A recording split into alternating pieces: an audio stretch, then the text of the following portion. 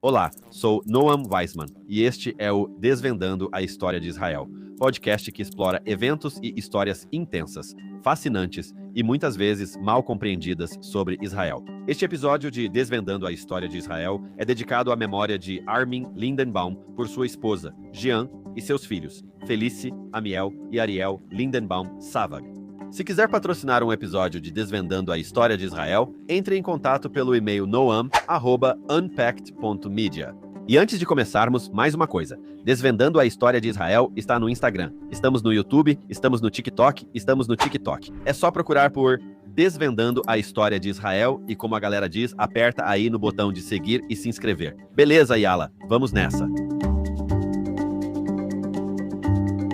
Nas últimas semanas, falamos sobre as grandes histórias por trás das notícias, que nos trouxeram até aqui. E todas elas são muito importantes para entendermos não só o hoje, mas também o amanhã.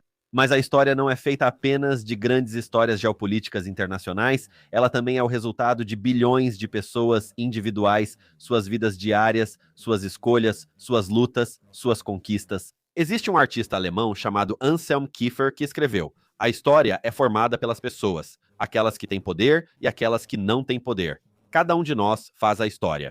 A história não apenas acontece, mas é construída pelas ações coletivas de bilhões. Às vezes, ela se conta melhor pela vida de uma só pessoa. Hoje, estou animado para conversar com uma dessas pessoas.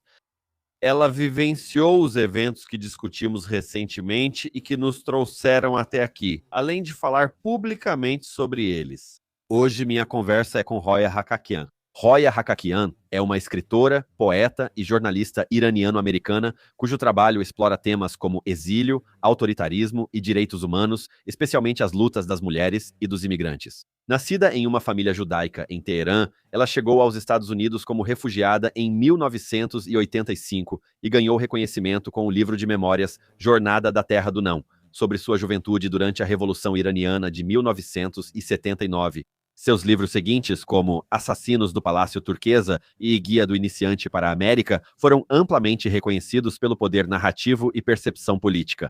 Ex-poeta persa e bolsista Guggenheim, ela escreveu para grandes veículos como o New York Times e The Atlantic, colaborou em reportagens televisivas e atuou em conselhos de direitos humanos. Ela é pesquisadora em Yale e no Instituto SNF agora, além de ser uma voz muito influente sobre o Irã, democracia e imigração. Fique por aqui após a nossa conversa para conferir nossos 5 fatos rápidos e a lição duradoura, na minha visão. Vou resumir todas as informações que abordamos na nossa discussão. Roya, muito obrigado por se juntar a mim hoje. Estou muito feliz com você. Roya, nós nos conhecemos pela primeira vez há alguns meses em Nashville, certo? Foi lá que nos encontramos. E eu fiquei encantada com você porque sou fã do seu podcast. Obrigado.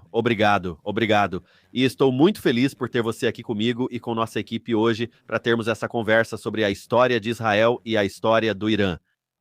Fiquei até envergonhado quando você disse isso, mas ignorei. De qualquer forma, quero contar toda a história do Irã por meio de uma experiência pessoal. E vamos passar pela história dos últimos milhares de anos, sinceramente, no Irã. E quero abordar vários episódios da história iraniana e também a sua história, entrelaçando tudo. Mas antes, gostaria de fazer uma pausa. Quero tirar um momento e queria perguntar: como você está hoje? Eu estou muito abatida. Eu pensei que tínhamos chegado bem perto da aniquilação do regime atual. E embora eu não achasse que precisávamos derrubar ou substituir o regime, eu só pensava que mais alguns dias do que estava acontecendo seriam suficientes. Se tivesse continuado, o destino do Irã, o destino da região, de Israel, do mundo, poderia ter sido diferente. E o fato de que agora eles continuarão no poder realmente é um grande golpe. Nossa, que interessante. Então você olha para as últimas semanas e diz para si mesmo que, na verdade, não está satisfeito. Agora, a gente não sabe, as pessoas podem estar ouvindo isso daqui a um mês, daqui a um ano, mas neste exato momento você está me dizendo que, na verdade, você não está empolgado. Você não está empolgado agora. Eu adoraria ser provada errada. Eu adoraria poder voltar ao seu programa, sabe, daqui a 3 meses e dizer, sabe, Noam, eu estava errada sobre tudo. E, sabe, não seria a primeira vez que eu peço desculpas ou confesso meus erros, mas olha, eu nem estou dizendo para olharmos o curso e o período da história dos últimos 100 anos, eu só estou dizendo, vamos olhar para o último ano.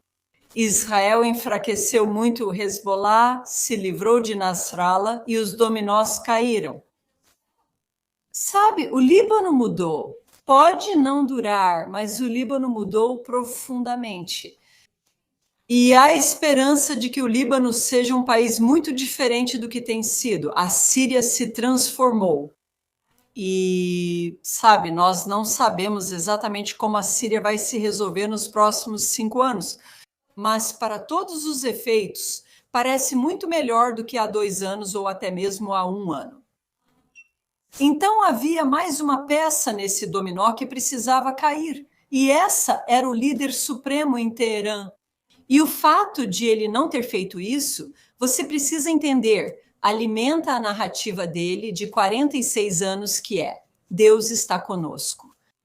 Isso foi intervenção divina. E eu vivo porque Deus quis assim. E pensar nisso dá a ele muito mais poder para reprimir o povo internamente e continuar com todas as políticas terríveis que eles já estavam levando adiante desde o começo. Uau, não esperava que você dissesse desolado. Eu entendo o que você está falando. Não tinha pensado por esse lado. Quero entrar no entendimento do Irã e do Irã atual em comparação com 50 anos atrás ao longo dessa conversa. Acho que é uma das coisas mais... Desculpe falar de uma forma meio fria, como se eu estivesse distante disso de alguma forma, mas eu acho fascinante entender a história iraniana. Primeiro de tudo, pelos últimos 2000 anos, e também eu sou aquele cara nerd de história, sabe como é? Mas eu acho isso tão interessante. Então eu quero entender a história da sua família. E como este é um podcast de história, quero entrelaçar isso com a história maior do Irã. E quero começar lá atrás, bem lá atrás. E vou te fazer uma pergunta sobre a ancestralidade da sua família no Irã, mas quero começar bem lá atrás. Então vou começar falando sobre a história complicada do Irã. Vou fazer um mergulho rápido e profundo.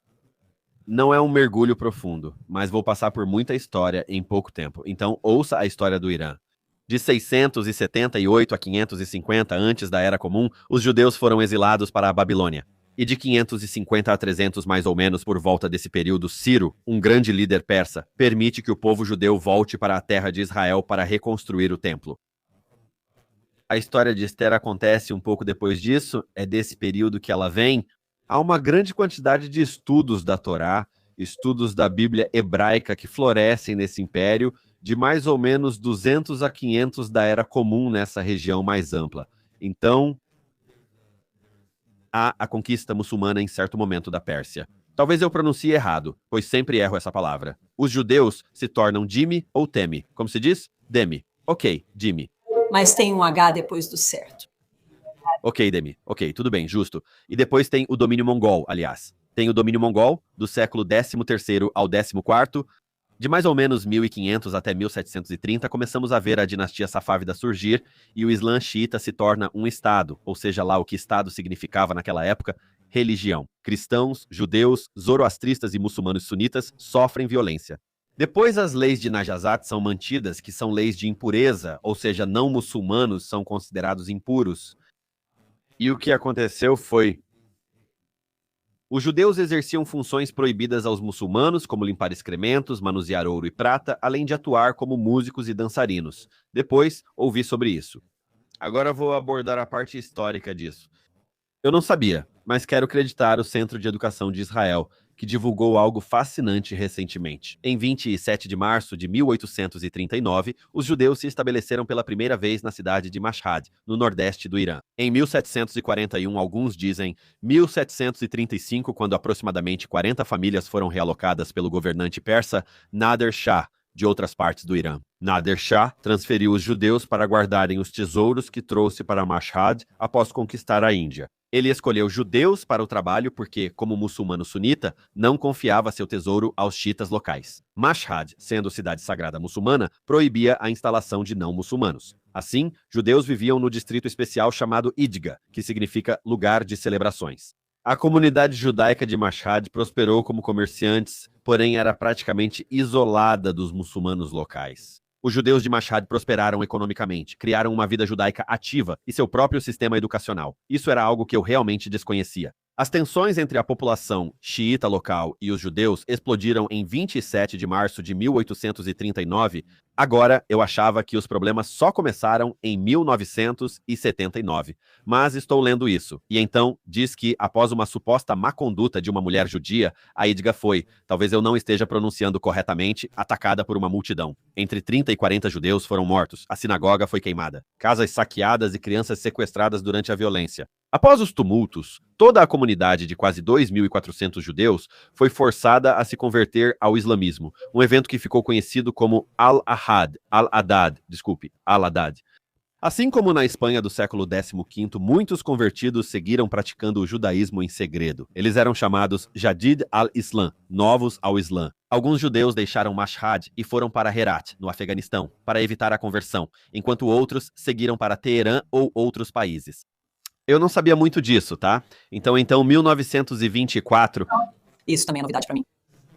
Tipo, eu simplesmente não sabia. Eu não sabia disso. E aí, de 1925 a 1979, houve uma grande conversão judaica ao Bahá'í, algo que eu ouvi falar, e grandes populações judaicas em Isfahan, Ramadã e outras cidades que eu não vou tentar pronunciar errado, me desculpem, mas Shiraz, Teherã e outras surgiram. E então, acontece 1979. Quero que converse comigo considerando todo esse contexto histórico. Você é iraniano. Você é iraniano-americano, mas foi criado inicialmente no Irã e sua família é do Irã. Você poderia falar um pouco sobre como a história da sua família se encaixa nessa história mais ampla do Irã? Tem algo interessante quando você estava falando sobre Ciro que eu acho fascinante e aposto que seus ouvintes também achariam, que é a crença de que o modelo atual da diáspora judaica foi estabelecido por Ciro, ou seja, que Ciro disse: judeus, eu estou libertando vocês. Vocês podem voltar para Jerusalém, para a Terra Santa, se quiserem. E alguns judeus disseram: sabe, nós não queremos voltar. E então Ciro diz: bem, se vocês não querem voltar, então precisam contribuir para a reconstrução de tudo o que foi destruído, o templo e tudo mais. E então, de certa forma, se o relato que ouvi estiver correto, Ciro foi quem disse: ou, sabe, faça aliar, ou se você não fizer aliar. É sua responsabilidade contribuir para a saúde e o bem-estar de Israel, o que é realmente interessante. Mas onde minha família se encaixa nisso? Eu mesma tenho me perguntado sobre isso. Então, há alguns anos, fiz um daqueles testes de DNA. Aquele negócio do 2023, e eu? Eu fiz aquele da National Geographic há muito tempo. E eu estava me perguntando, será que eu tinha ascendência fora do Irã, de algum outro lugar? Eu estava torcendo para ter algum parentesco com umas loiras europeias. Mas acontece que a nossa família foi rastreada pela última vez até a Espanha. E aí eu suponho que da Espanha a gente acabou indo parar no Irã e onde ficamos. Mas isso é para dizer que não havia outros vestígios. Eu tinha 99,9% de certeza de que era uma judia iraniana. Não havia mais nada que eles pudessem encontrar no DNA. E o lado materno da minha família era de Ramadã, que é onde estão os túmulos de Esther e Mordecai. E esse é um dos eventos mais memoráveis da minha vida, porque viajamos para a cidade natal da minha mãe quando eu era bem pequena. E eu me lembro de entrar nos túmulos e me dizerem que aqui está Esther e aqui está Mordecai. Uau! Uau! Então era como um grande, era como um Hajj. Era como uma peregrinação também. Era algo especial ir até o túmulo deles. Completamente. Sabe, algo que, como você disse, a história do Irã com os judeus, com o judaísmo mundial, é muito complicada.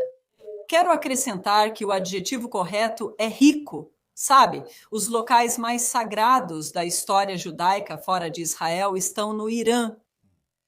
Então, sabe, temos a questão de se esses lugares são realmente o que dizem ser, o que afirmam ser ou não. Isso inclui, claro, começando pela história de Esther. Mas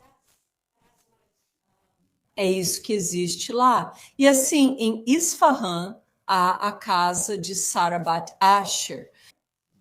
E então há o túmulo do profeta Daniel. E você sabe, e toneladas de sinagogas que, ironicamente e surpreendentemente, se tornaram pontos turísticos no Irã. Eu tinha uma amiga que veio até mim há alguns verões e disse: "Você sabe, eu estava no Irã durante o verão e adivinha o que eu fiz?" E então ele me contou que existem guias turísticos que criaram um tour pelos locais judaicos de Teherã. E como muitos desses lugares foram abandonados, eles levam turistas por antigos centros judaicos, sinagogas, locais de culto e tudo mais.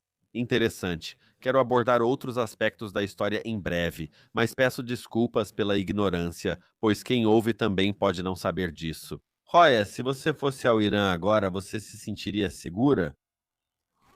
Eu, particularmente, não estaria segura, mas isso é por causa dos meus escritos. Sou considerada persona non grata. Para o governo, sou considerada persona non grata há 20 anos pelo que publiquei. Mas há judeus iranianos que vivem nos Estados Unidos e que viajaram para o Irã com frequência até bem recentemente. E como você sabe, já que não mencionou, tenho certeza de que iria falar sobre isso, então vou adiantar. Ainda restam cerca de 8.000 judeus no Irã. Curiosidade: é a maior população judaica do Oriente Médio fora de Israel. Não tenho certeza, acho que esse número varia. O que mais? Quem está na disputa? Turquia. Turquia, certo. Então, acho que o Irã costumava ter 20 até cerca de 10 anos atrás, e então começou a despencar ainda mais. Então, acho que a Turquia está à frente do Irã agora. Ok. Então, quero dizer, escute, seja Turquia ou Irã, a realidade é, e esse é o ponto principal disso. Não diga que eles são iguais. Não, não, não, não. Não, eu não sou tão americano assim. Mas o que eu ia dizer é que temos cerca de 8.000 judeus iranianos vivendo no Irã. E você pensa, ok, costumava haver muito mais do que isso, centenas de milhares. No século XX, nós não tínhamos mais do que 100. No século XX havia cerca de, acho que havia entre 90 e 100 mil no século XX, certo? Então vou pular um pouco para a Era Moderna e quero falar sobre 3 períodos distintos na história do Irã. O primeiro é de 1940 a 1953, então quero começar por aí. Quero começar com como era o Irã antes da criação do Estado de Israel e se isso mudou alguma coisa. Agora você escreveu algo na revista Sapir. Você disse que, em suas caminhadas diárias para a escola em Kansar, meu pai e seus irmãos frequentemente eram apedrejados. Isso era nos dias de sol. Nos dias de chuva, eles não tinham permissão para frequentar a escola. Os moradores locais achavam que os judeus eram impuros e temiam que respingos de chuva de seus corpos pudessem sujá-los também. Assim, o destino da educação do meu pai estava atrelado aos caprichos das nuvens. Realmente poético, lindamente escrito. O que você diria sobre como era de 1940 a 1953? Eu sempre vejo que de 48 a 79 as coisas eram boas para os judeus iranianos. Isso é simples demais? É? Não. Não, na verdade, é realmente muito verdade. Meu pai era criança nos anos 30, no final dos anos 30, e o Irã passa por mudanças realmente grandes. E por muitos relatos, se não por todos, os anos dourados do Irã, décadas da vida do Irã, pelo menos nos tempos modernos, começaram com o reinado do primeiro Shah Pahlavi, que era Reza Shah, o pai do Shah, que caiu em 1979. E ele chegou ao poder no início da década de 1920. E, aliás, uma das coisas que ele fez, que é extremamente importante lembrar, é que ele foi o primeiro Shah, novamente, nos tempos modernos, ou o primeiro Shah em comparação com as outras dinastias antes dele, que foi visitar uma sinagoga. Então, isso foi uma grande demonstração de reconhecimento da comunidade judaica como uma comunidade legítima, como uma comunidade respeitada. Mas o motivo pelo qual ele fez isso, eu suspeito que foi porque o projeto dos Pahlavi era criar uma nação iraniana unificada. Porque você tem que lembrar que o Irã faz fronteira com o Paquistão, com o Iraque, com o Afeganistão. E todos esses países tiveram e, em grande parte, continuam tendo divisões étnicas dentro de sua própria população. E o Irã não era tão diferente assim. Embora o Irã sempre tenha tido um senso de identidade nacional muito mais forte e unificado. Mas Reza Shah percebe que para que o Irã realmente se industrialize e avance rumo à modernização, a nação precisa sentir que todos são um só, que é um só povo. Então, parte do motivo pelo qual ele visita a sinagoga faz parte de uma agenda maior de incluir todas as etnias, sejam elas minorias religiosas ou étnicas, trazendo-os para dentro e ajudando todos a se tornarem e se sentirem parte de um único povo. E isso realmente ganha força depois dos anos 1940, quando o filho do Shah, após o fim da Segunda Guerra Mundial, é instalado como o Shah do Irã. Porque o pai dele foi acusado de ter sido aliado da Alemanha. E isso é uma das coisas que, sabe, caso a história tenha uma parte 2 e a gente precise ter essa discussão, podemos ter, mas ele é totalmente mal compreendido e mal lembrado na história. Ele não era aliado dos alemães, ele só estava tentando manter o Irã fora da guerra, mas isso é outra história. Então, após a Segunda Guerra Mundial, uma das mudanças que acontece no Irã é que o filho daquele primeiro Shah Pahlavi, que era muito jovem na época, se torna o rei. E então o processo de modernização realmente acelera no Irã. E é uma época de prosperidade para o Irã em geral.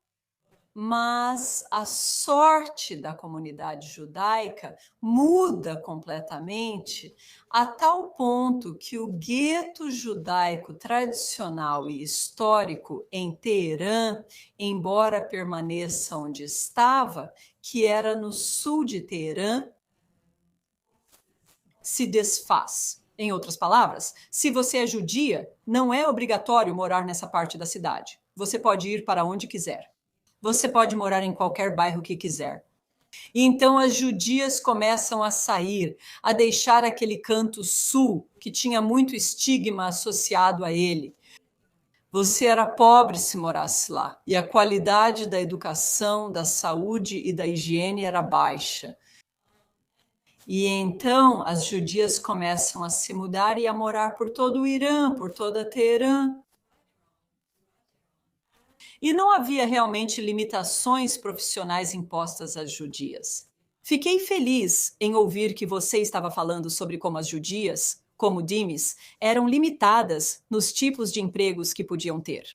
Então, sabe, do final dos anos 1940 até 1979, quando aconteceu a Revolução Iraniana, as judias podiam estar em qualquer lugar e fazer qualquer coisa, o que era impressionante.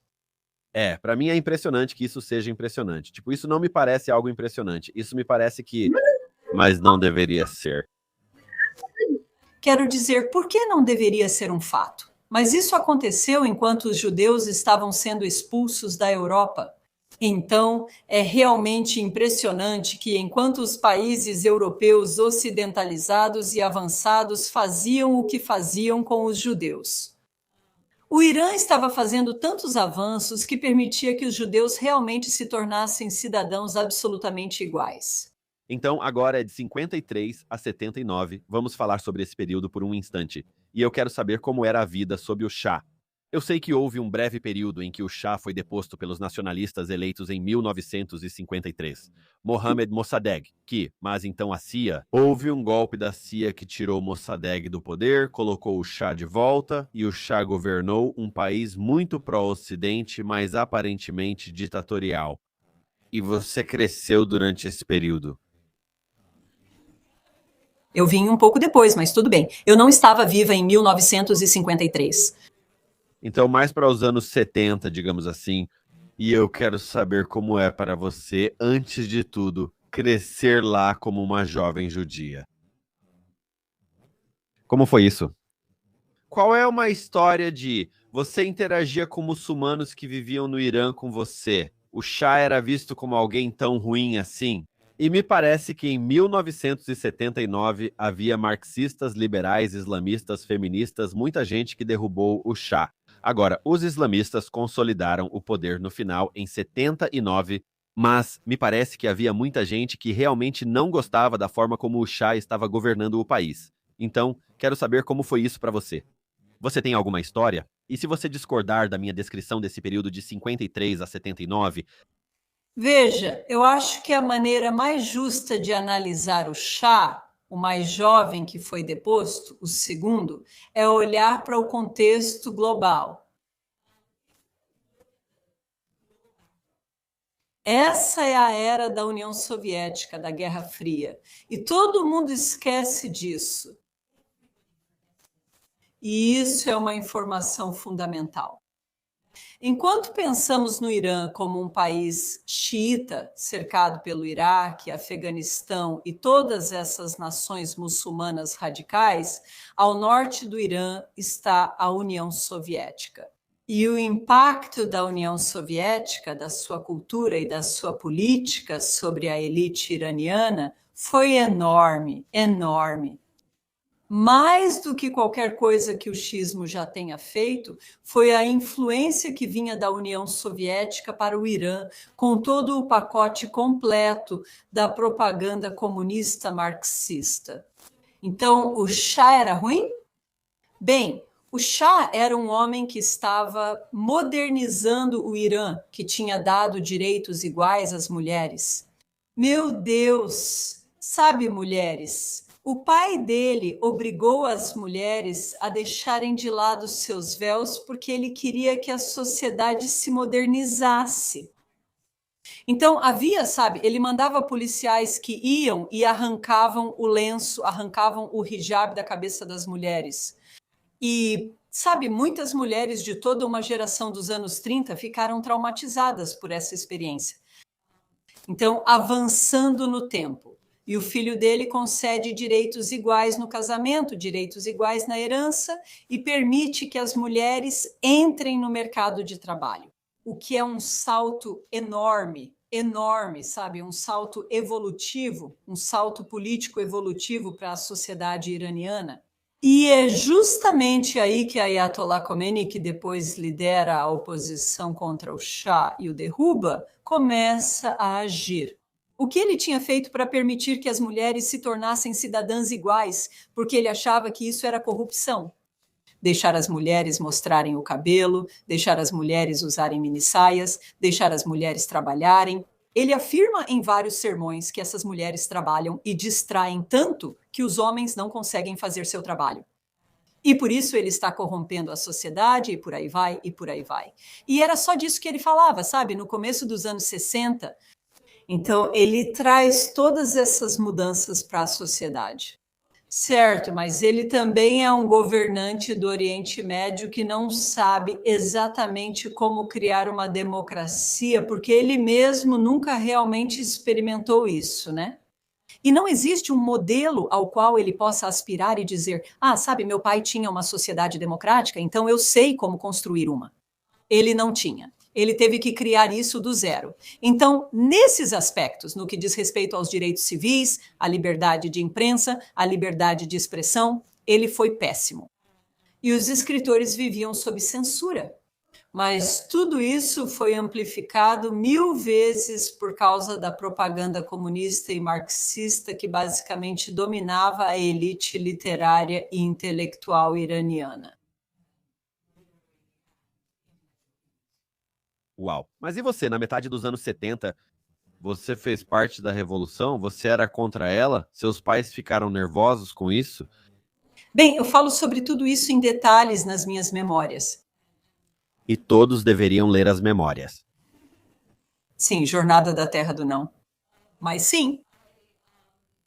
Então, eu tinha 12 anos quando a Revolução de 1979 aconteceu, então você pode fazer as contas. E eu estava empolgada com a Revolução, porque, sabe, qual jovem judia não ficaria empolgada com qualquer revolução em qualquer lugar do mundo? Quero dizer, o Trotsky não era judeu? Que jovem judia já disse não a estar na linha de frente de uma mudança revolucionária? Também foi um momento, a primeira vez que eu estava vendo um esforço coletivo, um ajuntamento coletivo de toda a nação em prol de algo. E sabe, foi muito emocionante de assistir.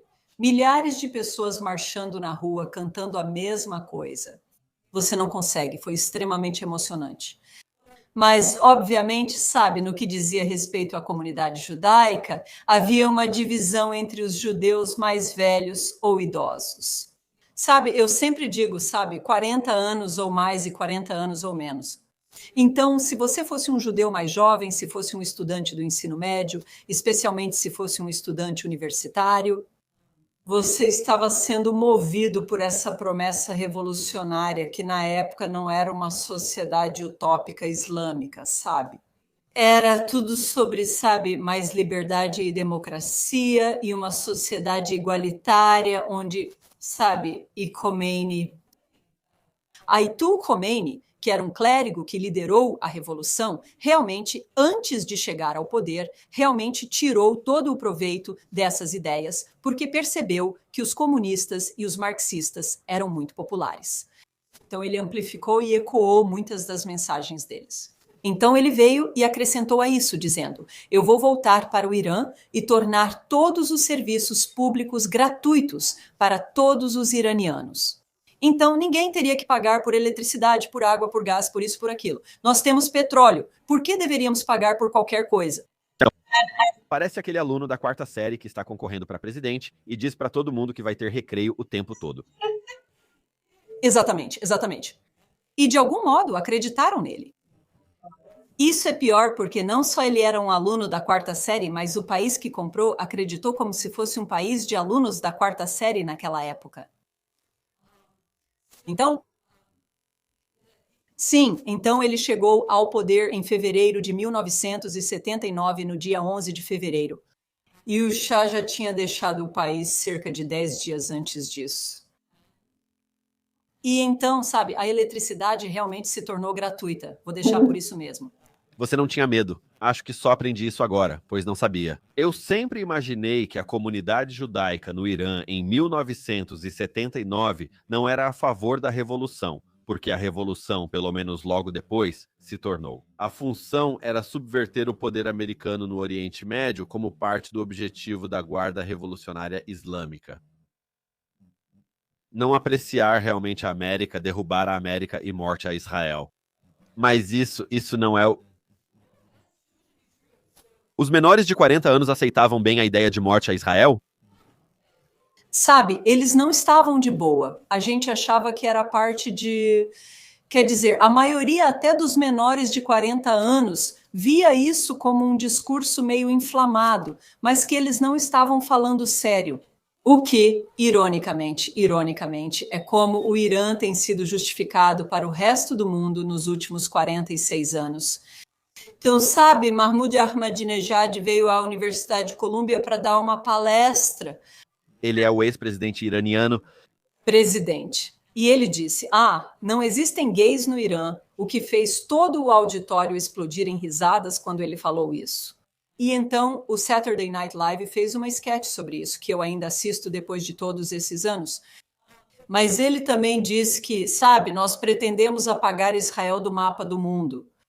E então todo mundo disse, sabe, ele não quis dizer isso de verdade. Ele não quis dizer isso de verdade. Ele está sendo poético. O que ele quer dizer é que, sabe... Parece coisa do Emerson. Sabe, mas o que estou tentando dizer é que é assim que a retórica muito violenta do Irã tem sido justificada, que eles dizem, mas não querem dizer de verdade. É assim que a linguagem funciona. Ah, sei. Mas, sabe, em 1979, você tem que lembrar de algo realmente importante. Não só, sabe, não só a questão sobre a União Soviética, que é muito importante lembrar, é algo que quero deixar para você. Mas a outra é que não existiam Osama Bin Ladens. Não existia Sinwar, não existia ISIS, não existia Talibã. Nada disso existia em 1979. E como nada disso existia, quando ele dizia todas aquelas coisas, as pessoas não tinham uma referência histórica para dizer, meu Deus. Isso é muito perigoso porque ele vai construir túneis embaixo de Teherã e depois organizar ataques contra este e aquele. E ele realmente vai armar pessoas para entrarem em Israel e decapitarem pessoas. Porque muitos intelectuais iranianos realmente olharam para Khomeini e disseram: ele parece o Mahatma Gandhi. Era nisso que eles pensavam. Eles pensaram, esse cara com esse turbante e manto não lembrava para eles aquelas figuras perigosas do fundamentalismo islâmico que apareciam. Após ele fazer isso e morar aqui pela primeira vez, ele parecia apenas mais um nacionalista da região que queria independência e soberania. Muito, muito fascinante. Eu não conhecia essa perspectiva. Eu simplesmente não sabia disso. Agora estamos em 79 e eu quero saber, você morava lá, você saiu em 85, certo? Então você saiu em 84, certo? Então, tipo, por que você escolheu sair? E eu acho que, e o que eu também tenho interesse em entender é o Irã de 79. Até hoje tem um estudo que foi feito pelo grupo para analisar e medir atitudes no Irã, Gaman. E eles, isso é algo sobre o qual eu continuo lendo, porque, de novo, eu fico dizendo para mim mesmo, eu não sabia disso. Eu deveria saber, mas estou aprendendo agora. Parece ser o caso que apenas 32% dos iranianos se identificam atualmente como muçulmanos xiitas. Diz que 73% são contra o uso da religião nas leis. Fala sobre como o Irã se compara ao Egito, ou à Arábia Saudita, à Turquia, à Indonésia e ao Paquistão. Parece que, na verdade, o Irã é o país onde as pessoas menos praticam a religião. Isso faz sentido quando vejo fotos de iranianos dos anos 60 e 70, pois parecem bastante ocidentais, até europeus em muitos aspectos. Ao olharem para o Oriente Médio, muitos veem apenas pessoas profundamente religiosas. Talvez estejam certos, e eu também gosto de religião. Estou dizendo que eles não se parecem com o mundo ocidental. E ainda assim, quando você olha para os estudos, apenas 32% dos iranianos se identificam como muçulmanos xiitas, em comparação com o número oficial de 95%, e você vê que apenas 40% dizem que rezam diariamente ou algo assim. Cerca de 60% são contra o hijab obrigatório. É como se eu estivesse muito interessado em entender a sociedade iraniana em comparação com o IRGC desde 79. Você poderia falar um pouco mais sobre isso? Sim, quero dizer, isso me frustra muito, porque, sabe, cinegrafistas e jornalistas vão ao Irã e, claro, é muito atraente quando você vê uma multidão na oração de sexta-feira, sabe? E eles estão cantando e levantando os punhos no ar, dizendo morte à América, morte a Israel. Isso chama a atenção. São boas imagens, sabe? Especialmente se você não entende o idioma, se você fala inglês e não faz ideia do que eles estão dizendo. Mas é empolgante, sabe? É um monte de gente. Eles parecem realmente exaltados e estão vestidos de uma forma engraçada e estão muito ativos, fazendo gestos com os braços e punhos e tudo mais. Então, ao contrário de, sabe, um grupo de rock underground iraniano ou um monte de rappers que parecem com você e comigo. Dizem que pareço um rapper, e é verdade. Você poderia. Ok, obrigado. Obrigado aí. Leva muito pouco. Mas, sabe, nós não somos tão interessantes para as câmeras porque elas estão procurando pelo que é exótico. E o que reforça a narrativa, que desde 1979 é de que o Irã é religioso e nós interpretamos o país de forma errada. O Irã é religioso e o interpretamos de forma errada. Então é isso que está acontecendo. Quero dizer, todas as estatísticas que você acabou de mencionar, tudo isso mostra que existe uma nação muito insatisfeita com sua liderança. E o que ela decidiu que pode fazer agora, já que não consegue derrubar essa liderança com sucesso, é se definir em oposição a ela através da prática diária. Ou, na verdade, eu deveria dizer não praticar diariamente. Então, eles não rezam. E, aliás, uma dessas estatísticas também diz que os iranianos estão tendo menos filhos do que qualquer um de seus vizinhos. Na verdade, as taxas de natalidade no Irã são tão baixas que se igualam às taxas de natalidade europeias, o que é mais um sinal de uma sociedade secular.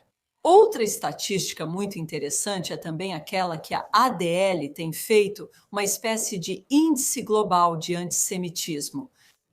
E sempre que você olha ou que a ADL analisou o Oriente Médio e o Norte da África, as taxas ou a frequência ou a ocorrência de antissemitismo no Irã são significativamente menores no Oriente Médio e Norte da África, em comparação com todos os outros.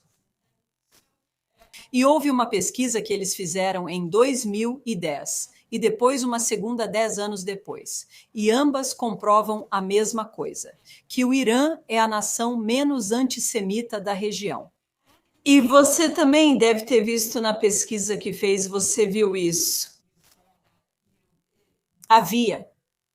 Além dos protestos oficiais em Teherã após 7 de outubro, não houve protestos populares em apoio ao 7 de outubro ou em apoio ao Hamas. E, na verdade, aconteceu o oposto. As pessoas em um estádio de futebol, quando a bandeira da Palestina foi levantada, começaram a gritar: "Tirem a bandeira da Palestina e enfiem-na." A ideia era esquecer a Palestina e pensar em nós, acredito. Foi isso. Mas depois de 7 de outubro, no estádio do SOR, eles mostraram a bandeira, foram mais vulgares do que tinham sido no passado. Mas você poderia compartilhar uma antes? Eu tenho mais uma pergunta para você sobre o futuro do Irã. Você acabou de desfazer alguns equívocos que eu tinha. E se você desfez alguns equívocos que eu tinha? Então você vai fazer isso por muitas pessoas. Então eu te agradeço por isso. Você tem alguma história da pequena Roya no Irã? Eu sei que isso está nas suas memórias, mas tem alguma história que você possa compartilhar comigo sobre, não sei, um momento em que você se sentiu judia no Irã, um momento em que você se sentiu iraniana no Irã, um momento, não sei, algo sobre a sua criação. Estou imaginando uma Roya de 12 anos, sabe, confusa sobre a revolução. Eu quero fazer parte disso. Mas parece que há algumas coisas nisso que talvez não falem comigo, mas outras que talvez falem. Existe algum outro momento, alguma história? Sim, quero dizer, antes de tudo, acho que, sabe, eu vou à sinagoga porque, sabe, todos nós vamos à sinagoga. Mas parte do motivo, sabe, o meu motivo adicional para ir à sinagoga é porque eu realmente fico impressionada. E tenho certeza de que outras pessoas acham isso uma afirmação estranha, porque, sabe, todo judeu deve se sentir assim. Mas eu fico impressionada com o fato de que posso estar em uma sinagoga nos Estados Unidos, em Connecticut, e ainda assim ouvir as mesmas melodias que ouvi. Por exemplo, Adon Olam é cantado igual quando não tentam modernizar ou mudar. Sempre que fazem isso, fico realmente chateada. Eu fico tipo, eu vou ouvir esse Adon Olam com essa melodia. Não mude. Isso me faz lembrar de tudo. Me faz sentir como se eu nunca tivesse ido embora. Me faz sentir como se, sabe, existisse continuidade. Mas muitas das minhas lembranças de infância estão associadas, sabe, ao meu pai me levando, segurando minha mão, me levando para a sinagoga nas noites de sexta-feira. É sobre fazer bagunça no pátio da sinagoga e todos os adultos mandando a gente ficar quieta o tempo todo. Gosto da minha sinagoga atual porque ninguém manda as crianças ficarem quietas. Percebo que estou em uma sociedade mais civilizada quando ninguém manda as crianças ficarem quietas. E é muito disso. Mas no momento da revolução, sim, eu me senti dividida de várias maneiras. Porque uma lembrança que eu realmente me esforcei para construir nas minhas memórias é de uma época em que, em um ato de protesto, antes da queda do Shah, todos os iranianos deveriam ir para os telhados e gritar: Deus é grande. Então, minha mãe e eu estamos no telhado. Está completamente escuro. São 9 horas da noite. E não há luz em lugar nenhum. E eu estou com minha mãe e meu pai. E é realmente emocionante porque todo mundo está fazendo a mesma coisa. E está escuro e foi realmente cinematográfico. E então eles começam a entoar: Alá é grande, Alá é grande. E sabe, sim, eu tinha 12 anos, mas eu era realmente convencida. E eu já achava que era uma grande escritora. E sabe, minha língua é o persa e Alá é grande é em árabe. Então eu não estava preocupada por ser judia. Como eu poderia dizer Alá é grande? Eu estava preocupada por ser persa, sabe? O grande futuro persa da literatura persa. Como eu poderia dizer Alá é grande? E então eu fico dividida. Enquanto isso, minha mãe e meu pai estão dizendo que estão com medo. Meu pai cutucava minha mãe com o cotovelo, dizendo: se você não disser Alá é grande, você vai irritar o Goiã, sabe? Então, por quê? E então eu estou ali parada, meio que me perguntando o que está acontecendo, mas ao mesmo tempo, há eletricidade no ar. Sabe, a ideia de que todos os seus vizinhos estão nos telhados e todos estão cantando a mesma coisa é realmente empolgante. Claro,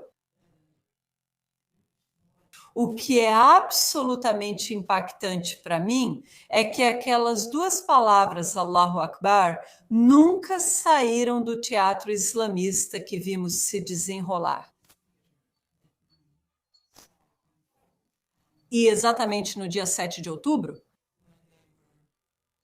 quando estavam empurrando Naama Levi para dentro da van, eles também estavam dizendo Allahu Akbar. E eu não conseguia me lembrar de como fui apresentada a essas duas palavras pela primeira vez e aonde isso me levou. Bem, isso é profundo. Isso é profundo. E o Connect, vou ter que refletir sobre isso logo depois. Porque essa dialética entre ser persa no Irã e ser muçulmano xiita no Irã, parece que há uma tensão real entre esses dois elementos, certo? Sim, sim. Então, o Ayatollah Khomeini, que é o clérigo que lidera a revolução e depois se torna o líder supremo, e depois o seu substituto é o atual líder supremo, ele não se importa nem um pouco com a identidade iraniana. Ele se importa apenas com o Islã. E uma das coisas que ele tenta fazer desde o momento em que chega ao poder é realmente suprimir todas as manifestações dessa identidade iraniana. Porque isso atrapalha essa hegemonia islâmica maior que ele está idealizando. Ele quer ser o líder dos muçulmanos do mundo. E se esses iranianos incômodos continuarem insistindo que são uma nação diferente, que tem uma língua diferente, que tem uma cultura diferente, isso atrapalha a criação dessa nação islâmica unificada, dessa grande nação islâmica que ele quer liderar. Então, uma das primeiras coisas que ele faz ao retornar é dizer que o Ano Novo iraniano não importa. O Ano Novo iraniano acontece no primeiro dia da primavera, então é uma celebração da chegada da primavera. E é uma tradição pagã que permanece no país desde a época do zoroastrismo, que era uma religião pagã e não tinha nada a ver com o Islã. Na verdade, os iranianos foram obrigados a abandonar o zoroastrismo e se tornar muçulmanos quando o Islã chegou ao Irã. E as pessoas reagiram de forma tão intensa à proibição da celebração do Ano Novo no Irã que eles tiveram que voltar atrás. Eles disseram: não era isso que queríamos dizer, vocês podem sim, mas e se fizermos X, Y e Z? E você também pode ver isso na forma como, sabe, essa tensão aparece na propaganda que saiu do Irã sobre essa guerra que acabou de terminar. Então, sabe, normalmente toda a liderança iraniana fala sobre Islã, Islã, Islã, Islã. Mas assim que o Irã foi atacado e eles precisaram unir a nação, era tudo sobre, sabe, Ciro, o Grande, e, sabe, a pátria-mãe, e, sabe, o patriotismo. Essas são coisas sobre as quais eles nunca falam, sabe? Nunca é sobre Ciro, nunca é sobre o Irã antigo, nunca é sobre aquela grande civilização. É sempre só sobre o Islã. Mas no momento em que eles foram ameaçados e precisaram de algo maior para conectar o povo tematicamente e reuni-los, foi, sabe, toda aquela identidade persa e o passado iraniano. Então, por que você acha, Roya? Vou fazer essa última pergunta em duas partes. Por que você acha? Porque ao te ouvir, eu meio que tenho a impressão de que a maioria dos iranianos, e pelos dados que li, e pela história, voltando aos anos 60 e 70 e até antes disso, vemos isso. Explorando a história, você vê essa tensão entre ser persa e ser muçulmano dentro do Irã. Por que os iranianos ainda não derrubaram esse regime, uma contra-revolução, se a maioria deles aparentemente não quer viver desse jeito? Quero dizer, por que a mudança de regime ainda não aconteceu se tantos iranianos não querem que o IRGC esteja no comando? Então, eu quero te perguntar, eu nunca gosto de pedir para as pessoas preverem o futuro, mas gostaria de ouvir de você, se pudesse compartilhar conosco, qual é o seu sonho para o Irã. Sobre o que você sonha como parte de Roya, a poetisa? Com o que você sonha para o futuro do Irã? Ok, então eu não sei. Eu realmente não sei dizer porque o regime ainda está de pé, apesar de todas as pressões. Mas também posso dizer que olhe para a Venezuela, olhe para a Rússia, olhe para a China. E esses são apenas 3 exemplos. Existem vários outros, como Belarus. Nenhuma dessas nações conseguiu derrubar seus regimes. E eu acho que parte disso é por causa de uma solidariedade. Durante a Guerra Fria, a solidariedade era entre todos os países comunistas. Eles eram um bloco sólido. Agora estamos enfrentando uma frente unificada diferente. E essa frente unificada diferente é composta por China, Rússia, Irã, Venezuela e Coreia do Norte. E eles se apoiam mutuamente e não poupam violência para reprimir seus movimentos locais. Isso é uma coisa. E, claro, não existe uma coalizão unificada em oposição ao regime, o que é um segundo ponto, um fator importante. Mas o meu sonho para o Irã eu acho que é o que eu sonho, de certa forma, para o futuro de Israel. Meu sonho para o Irã é que ele se torne uma sociedade democrática, uma sociedade onde as mulheres possam ser mulheres. As mulheres devem poder escolher como se vestir. Meu sonho é que Israel e Irã tenham relações como tinham, sabe, nos anos 60 e 70. Meu sonho é que os iranianos não precisem deixar seu país para prosperar em outro lugar. E eu acho que isso não é bom só para o Irã. Vai mudar a região se um Irã assim existir.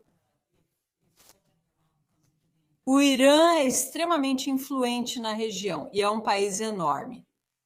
E assim como a Revolução Islâmica de 1979 mudou a região para pior, um futuro melhor, um futuro democrático no Irã, também pode mudar a região. Amém. Que incrível é Roya. Sério, ela é uma potência. Espero que tenha gostado da conversa tanto quanto eu, onde exploramos a história e a sociedade iraniana de um jeito que muitos desconhecem. Aprendemos bastante. Foi bem legal. Então é difícil resumir tanta história, mas como sempre, aqui estão seus 5 fatos rápidos, além de um alerta de bônus para os nerds. Número 1. A história judaica no Irã remonta a quase 3.000 anos, Na verdade, o Irã tem uma das maiores concentrações de locais sagrados judaicos fora de Israel. Eu não sabia disso, incluindo os túmulos do profeta Daniel, Mordecai e Esther, e até mesmo Sarak Bat Esher. Alerta de bônus para os nerds sobre Sarak. Ela não é muito mencionada. Sim, este pode ser o primeiro alerta de bônus para nerds em uns 5 fatos rápidos. Anota aí. Sarak Bat Esher é a neta do grande avô do povo judeu, Jacó, filha do seu filho Esher. Ela aparece no livro de Números 46, 17, se não me engano. Confere aí para ver se é isso mesmo. Quando Moshe faz o censo dos israelitas, só ela é citada. Esse é meu alerta nerd nos 5 fatos rápidos. Número 2. O Irã era tolerante com sua minoria judaica até a ascensão do xiismo no século XVI, quando os judeus passaram a ser considerados impuros. Agora, eles ainda tinham, de modo geral, uma relação razoavelmente boa com frequência. Mas entre os séculos XVI e XX, a vida judaica no Irã foi marcada por surtos ocasionais de violência antissemita, conversões forçadas, como você ouviu, e guetização.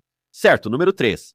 Tudo isso mudou com a ascensão de Reza Shahpahlavi, que reconheceu a importância de unir todas as minorias sob uma única identidade nacional. Ele foi o primeiro líder político no Irã a visitar uma sinagoga, anunciando uma nova era para os judeus do Irã. Como todos os reis, Reza Shah e seu filho Mohammad Reza não eram bastiões da democracia e do liberalismo propriamente ditos. Mohammad Reza foi deposto em parte devido a políticas iliberais, como repressão à liberdade de expressão e aos dissidentes políticos. Dito isso, muitos judeus o viam como um Ciro dos tempos modernos, trazendo uma nova era de ouro para sua comunidade outrora perseguida. Número 4. Mas essa era de ouro chegou ao fim quando o Ayatollah Khomeini tomou o poder em 1979.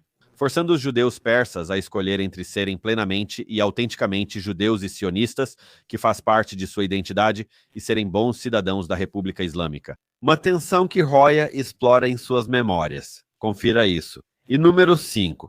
E, no entanto, pesquisas indicam que os iranianos são o povo menos antissemita de todo o Oriente Médio, sinalizando que mas quando o regime colapsar, os judeus voltarão a ser livres para serem quem realmente são, sem medo, no Irã. Aqui estão 5 fatos rápidos e uma lição duradoura, na minha opinião. Às vezes, é tentador adotar uma visão limitada da história, focar demais e assumir que os fatos do presente permanecerão os fatos do futuro, que o que está acontecendo agora nunca vai acabar. E se você é um iraniano vivendo sob um regime opressor que passou os últimos 46 anos te silenciando e torturando, é fácil se desesperar. Olhar para as múltiplas tentativas fracassadas de revolução e acreditar que o regime é inamovível, que esse sempre será o seu destino. Mas a história nos ensina o contrário. Estudar história é se libertar das correntes do presente, é ser livre para imaginar um mundo diferente, porque as coisas estão mudando o tempo todo.